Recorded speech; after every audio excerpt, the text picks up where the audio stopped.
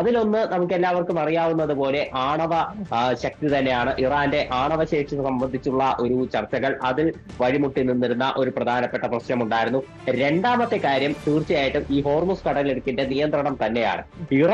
America ഇറാനോട് മുന്നോട്ട് വെച്ചത് ഉപാധികളൊന്നും ഇല്ലാതെ ഹോർമുസ് കടലിടുക്ക് തുറക്കണമെന്നതാണ്.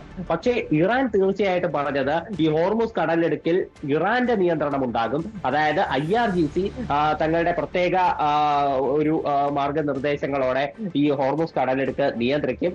ആ ഒരു നിബന്ധന സമ്മതമാണെങ്കിൽ ഹോർമുസ് കടലിടുക്ക് തുറക്കാം എന്ന ഒരു നിർദ്ദേശം ഇറാൻ മുന്നോട്ട് വെച്ചു. പക്ഷെ അമേരിക്ക ഒരിക്കലും ഈ ഒരു കാര്യവും അംഗീകരിച്ചിരുന്നില്ല. അവരുടെ പ്രധാനപ്പെട്ട കൺസേൺ ആണവ വിഷയം തന്നെയാണ്. പക്ഷെ രണ്ടാമത്തെ ഈ കാര്യവും അമേരിക്ക അംഗീകരിക്കാത്ത ഒരു പശ്ചാത്തലം ഉണ്ടായിരുന്നു. അപ്പോൾ അതിനെ തുടർന്നാണ് ഇറാൻ മുന്നോട്ട് വെച്ച ഈ രണ്ടാമത്തെ പ്രധാനപ്പെട്ട കാര്യം അത് മുൻനിർത്തിയാണ് അമേരിക്ക ഇപ്പോൾ ഇറാനെ കൂടുതൽ സമ്മർദ്ദത്തിലാക്കാൻ നോക്കുന്നത്. അമേരിക്ക പക്ഷെ പറഞ്ഞിട്ടുള്ളത് ഈ മേഖലയിലൂടെ കടന്നു പോകുന്ന എല്ലാ കപ്പലുകളെയും തങ്ങൾ ഉപരോധിക്കില്ല.